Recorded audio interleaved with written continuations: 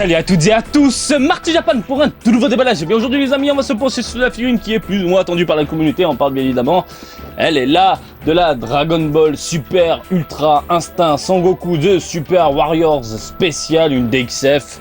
Voilà, qui est sortie le 24 avril 2018 dans les Game Center japonais. Au niveau du prix, il n'y en a pas vraiment, donc je suppose que ça va tourner quoi, dans les 1500, 2000 yens, dans ces eaux-là. Voilà, voilà, on va aller regarder la boîte, hein. On va se pencher sur la boîte, hein, tout simplement. Comme vous pouvez le constater ici, on a un Sangoku qui a l'air pas mal, hein, de ce qu'on en voit sur la boîte, avec pas mal de contrastes, tout ça, mais bon, faut pas trop se fier à la boîte. Comme vous pouvez le constater ici, c'est Banpresto qui distribue le joujou, et on a ici Dragon Ball Super à la licence, donc la boîte qui est dans l'esprit des DXF globalement. Donc comme vous pouvez le constater, Sangoku est en train de faire un Kamehameha, plutôt classe je trouve. Voilà, à voir ce que ça donne au niveau du joujou. Bref, on arrête de parler et puis on découvre tout ça ensemble. À l'intérieur, le fameux carton de protection comme vous pouvez le constater, et puis on a la figurine qui est dedans. Voilà, il n'y a rien d'autre, il y a rien d'autre. Je sais pas pourquoi je bloque. Et comme vous pouvez le voir, on a 1, 2 et 3 pièces.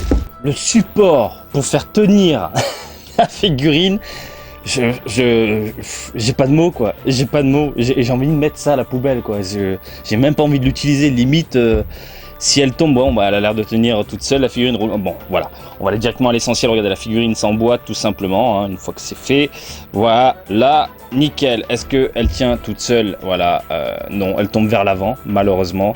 Donc en gros je dois utiliser cette merde là. Est-ce que je pense que je vais bidouiller quelque chose? Parce que c'est ultra moche quoi. Ce truc là on dirait un chewing-gum écrasé quoi.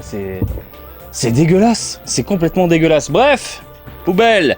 Allez, on va se pencher sur la figurine que je trouve assez cool dans l'ensemble. On a une belle modélisation de Son Goku en Migate no Gokui maîtrisé. Donc on a une belle musculature comme vous pouvez le constater. On a un torse assez baraque, hein, très propre, hein, les pecs comme il faut. C'est ça, de ce côté-là, il n'y a rien à dire. Les jambes ont l'air assez mammouth, hein, dans l'ensemble par rapport au reste du corps, mais ça va, ça passe.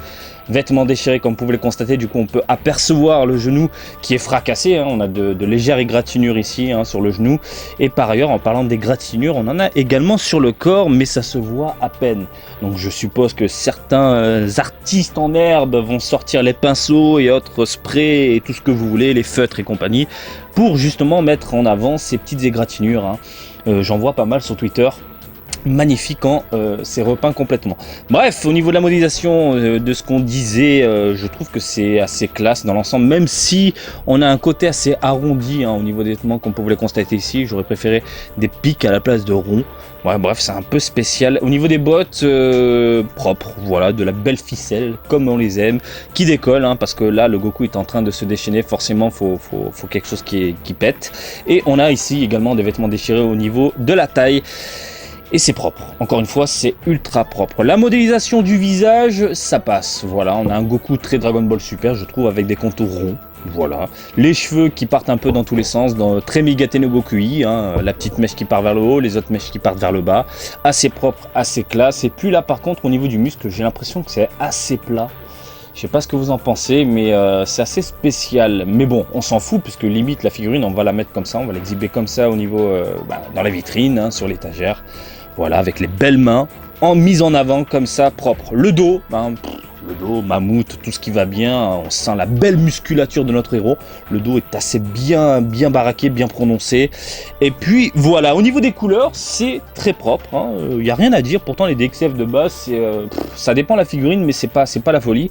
Là, je trouve qu'ils ont fait un très bon travail, hein. On a de jolis contrastes au niveau des bottes. On a de belles nuances au niveau du pantalon. On a une sorte de marron-orange qui tire vers un jaune orangé assez clair, hein, au niveau ici de la cuisse. Très propre, hein, je trouve, encore une fois. Même chose au niveau du torse, de la couleur de la peau, au niveau des muscles, des biceps et compagnie. Donc on a un léger marron qui prononce justement, qui met en avant tous ces muscles là, ces muscles de mammouth. Par contre au niveau des cheveux, pour moi c'est raté. J'ai l'impression qu'ils ont du mal à représenter le Migate no Gokui maîtrisé, au niveau des cheveux, au niveau des couleurs. Donc là on a une peinture grise qui a été posée à l'arrache, j'ai l'impression, sur le crâne de Goku. Voilà. couleur hyper neutre. Bon, on a quelques traits comme vous pouvez le constater, du coup ça joue un peu sur les yeux. Voilà, on a, regardez, un effet ombrage par rapport à la lumière qui part de ce côté-là. Hein. Donc j'ai la lumière qui vient ici. Et hop, ça, on a des petits ombrages par-ci par-là. Mais la peinture fait un poil pâté, voilà, pâté de campagne même, je dirais. Non mais sérieux, c'est pas foufou au niveau des cheveux. Mais dans l'ensemble, la figurine est assez belle, belle proportion, belle modélisation. C'est de ce côté-là, du coup, il n'y a rien à dire. Au niveau des yeux, on a de jolies couleurs par contre. Hein. On a un mat gris superbe, très bien fait, hein, avec de beaux sourcils argentés. Voilà, c'est le Migate no Gokui.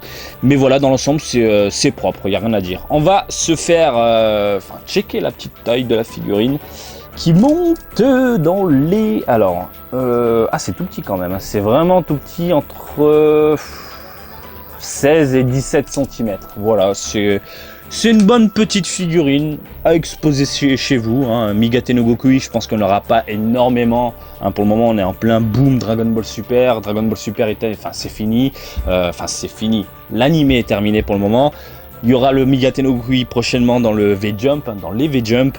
Donc il y a encore cette folie Migate no Gokui, mais je pense qu'avec le temps, les figurines du personnage vont disparaître. Voilà, donc si j'ai un conseil à vous donner, jetez-vous dessus. Hein, si vous êtes fan du personnage, hein, jetez pas... N'allez pas acheter ça si vous aimez pas le Goku sous cette forme-là. Je veux dire, ça serait un peu un poil débile. Mais voilà, si vous aimez bien le personnage, jetez-vous dessus. Hein, au fil du temps, je pense qu'il va disparaître. Voilà, comme d'habitude, je vous invite à me suivre sur Twitter, Marty_Japan pour de l'actu Dragon Ball en direct du Japon. Mais aussi sur Facebook, Marty Japan, des bisous du Japon. Et je vous dis à très bientôt. Allez, salut, bisous, ciao, ciao.